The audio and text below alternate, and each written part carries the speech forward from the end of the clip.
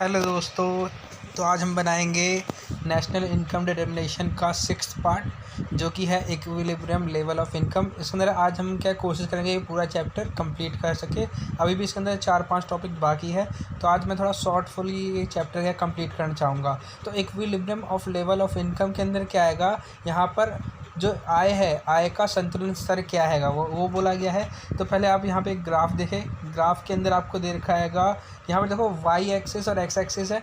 यहाँ पे 45 वाला एंगल जो होता है वो क्या होता है, हमारा इनकम वाला कर्व होता है। तो इस लाइन के अंदर आप देखोगे 45 एंगल बन रहेगा। 45 के हिसाब से आपके यहाँ पे कुछ पॉइंट देखोगे जो कि आपको दे रखा है पी डैश और पी डबल डैश। तो इसके अंदर इसका मतलब होता क्या है वो मैं आपको समझा देता हूँ एक बार। तो जहाँ जहाँ पर एक है पी है, मान लो एक ये रहा पी, एक ये रहा पी डैश और एक हैगा पी डबल डैश, ये हो गया। तो इसके अंदर है क्या, तो ये देखो, ये इनकम के हिसाब से क्या हैगा, ये अपना लेवल क्रिएट करता है। जैसे देखो ओ ए इनकी इनकम है, मान लो ओ ए क्या है इनकी इनकम, तो पी बी क्या होगा इनका, पी बी इनका हो जाएगा कंजप्शन। तो ये याद रखना, जितना क्या है जो 45 डिग्री का एंगल बन रहा है वो क्या होगा, ओ बी और ओ ए को क्या है बराबर भागों में बांटेगा। मतलब हमेशा क्या है दोनों इक्वल पार्ट्स में बांटता है। आपको पता होना चाहिए, एक परपेंडिकुलर के बीच में से कोई लाइन 45 डिग्री का एंगल खींचा जा रहा है तो क्या दोनों पार्ट क्या बनेंगे, इक्वल बनते हैं। तो वो क्या होता है, इक्वी डिस्टेंस कहलाते हैं। तो जो अंडरलाइन कर रखा है यहाँ पे वही बोला है, पी ए और P B must equal each other. Similarly P dash A dash must equal P dash P B. ऐसे क्या है, पी डैश डैश डैश जो भी चलता जाएगा वो क्या होता है, आपस में क्या होंगे, इक्वल रहेंगे। हमें यहाँ पे बोला गया है जो the 45 line does consist point which are equidistance from the two axes. तो ये 45 डिग्री का एंगल जो दे रखा हैगा वो क्या आएगा, इक्वी डिस्टेंस है दोनों एक्सेस के। और इसमें आपको बस इतना बताया गया हैगा कि इसके अंदर जो ग्राफ हैगा वो कब इक्विलिब्रियम पे होता है।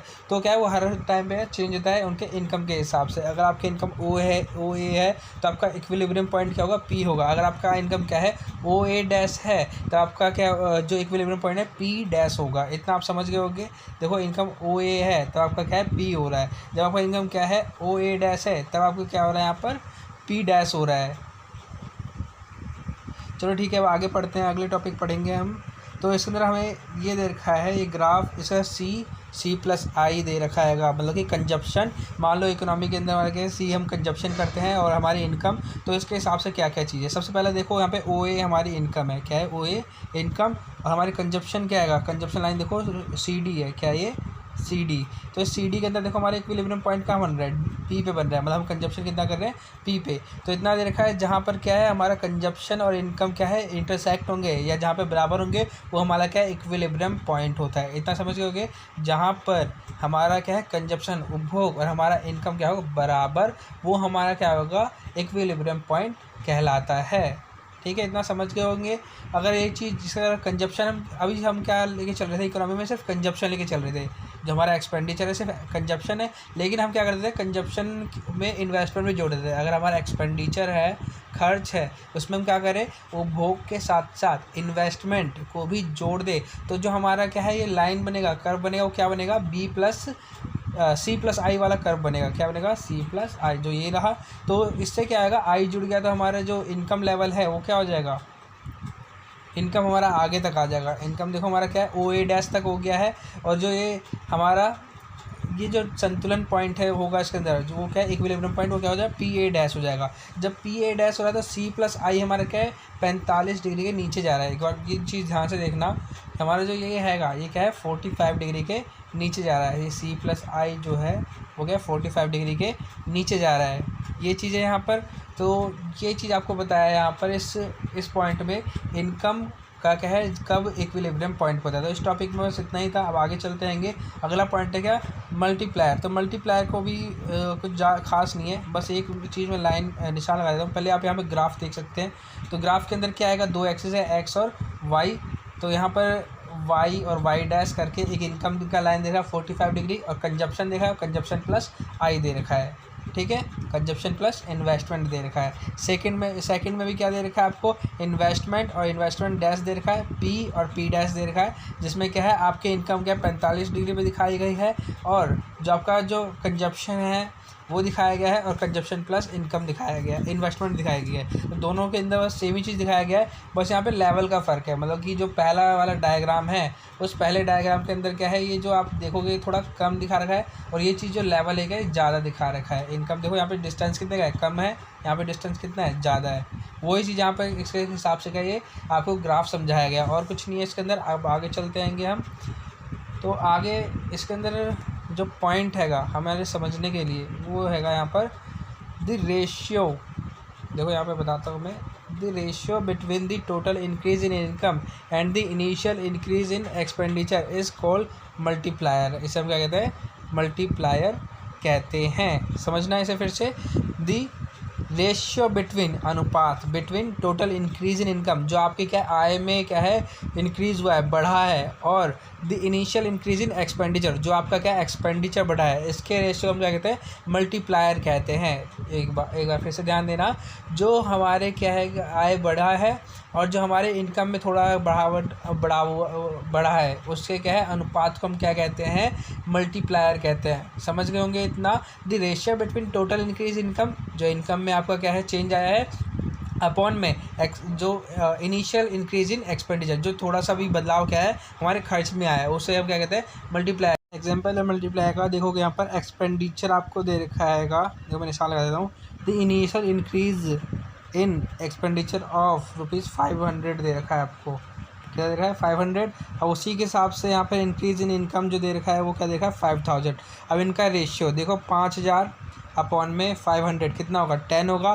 तो हमारा जो मल्टीप्लायर आया कितना है, 10 आया, कितना आया 10, इतना यहाँ पे बताया गया है। तो आप ऐसे करके क्या निकाल सकते हो। और जो आपको दो मैंने ग्राफ ऊपर बताए हैं, एक साथ दो ग्राफ थे, तो उसके यहाँ पे कुछ बातें बताइए, जैसे वाई पी और I dash P dash respectively, since distance I dash greatest than Y dash multiplier has a higher value in B, there is a C line is steeper and MPC higher than A. मतलब यहाँ पे क्या था, मैंने आपको video में बताया, ये रहे दो ग्राफ। तो आप यहाँ देखोगे जो इनकम में चेंज आया यहाँ पर वाई से वाई डैश, और यहाँ जो दूसरे वाले में है आई से आई डैश, देखो दोनों का डिस्टेंस कितना है, इसमें कम है और इसमें ज़्यादा है। पहले में क्या आएगा कम है और दूसरे में क्या आएगा ज़्यादा है। इसलिए यहाँ पर क्या आएगा, ये बताया आएगा नीचे कि इसमें जो MPC है क्या है कम है, और इसका क्या MPC ज़्यादा है। बस इतना यहाँ पर बताया गया यहाँ पर। चलो ठीक है, अब आगे बढ़ते हैंगे। यहाँ पर आप ऐसे करके MPC निकालना मैंने आपको बता ही रखा है कैसे निकालते हैं, तो आप उस ग्राफ को यहाँ पे पढ़ सकते हो। अच्छा, यहाँ पे एक और बात बताई गई है, अगर आपकी क्या है इनकम के बारे में, यहाँ पर मैं इसे एक बार समझा देता हूँ। मैंने अंडरलाइन कर दिया है, आप इसे पढ़ लेना आपकी अपनी बुक से। बस मैं इसे क्या थोड़ा सा एक्सप्लेन कर देता हूँ। यहाँ पे बोला गया कि अगर आप मान लो इन्वेस्टमेंट कर रहे हैं, तो इन्वेस्टमेंट कर रहे होंगे तो किसी लेबर को उन्हें पैसे दिए गए, ठीक है, उन्हें रेम्यूनरेशन दिया गया। अब उसे क्या कहाँ पे इन्वेस्ट करेंगे या वो उसे खर्च करेंगे, तो वो अपने MPC के हिसाब से खर्च करते हैं। मैंने आपको पहले बताया MPC क्या होता है, मार्जिनल प्रोपेंसिटी ऑफ कंज्यूम, मतलब कितना कंज्यूम करेंगे और कितना सेव करेंगे। तो क्या है, मान लो कि 9/10 भाग वो क्या करेंगे खर्च करेंगे, और 1/10 क्या करेंगे वो सेव करेंगे। मतलब कि 100 रुपये में से वो क्या है 90 रुपये खर्च करेंगे, बाकी 10 रुपये सेव करेंगे। अब ये क्या हो गया, दूसरे को जब 90 रुपये मिलेगा, मान लो दूसरे लेबर को 90 मिला, तो 90 रुपये का क्या करेगा, 90 रुपये का 10% वो क्या करेगा सेव करेगा, और 90% फिर से कंज्यूम करेगा। ये क्या है प्रोसेस यहाँ पे चलता रहेगा। मान लो कि एक बंदा रहेगा, ये रहा, इसकी सैलरी पहले क्या 100 थी, और इसने क्या खर्च किया, तो पैसे इसके पास आए। अब इसके पास कितने रुपये आए, इसने खर्च कितना किया 90 रुपये, तो इसके पास 90 रुपये आएंगे। 90 रुपये का इसने खर्च किया, तो इसका 90% यूज़ करेगा, तो 90% इसका कितना होगा 81 रुपये होगा। ऐसे ही क्या ये आगे खर्च करेगा, और 81 का 90% कितना होगा वो यहाँ पे लिखा जाएगा। तो ऐसे करके ये हो जाएगा 72.9, ठीक है। ऐसे करके ये प्रोसेस चलता रहेगा जब तक क्या ये रुपीज़ का जीरो ना हो जाए।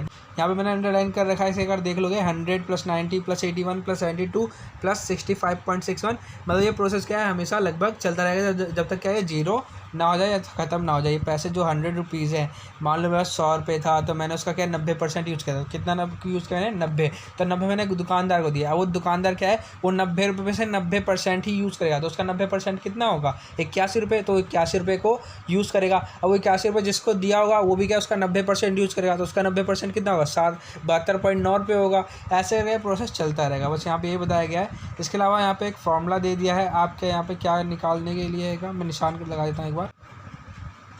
तो यहाँ पे मैंने निशान लगा दिया। देखो यहाँ पे लिखा है with the help of elementary algebra we can sum up the series as given above to yield the total increase in income equal to. यहाँ पे बोला है कि हम इसके अलजेब्रा के फॉर्मूले से हम बता सकते हैं कि जो इन्वेस्टमेंट है उससे क्या कितना इनकम जनरेट हो रहा है।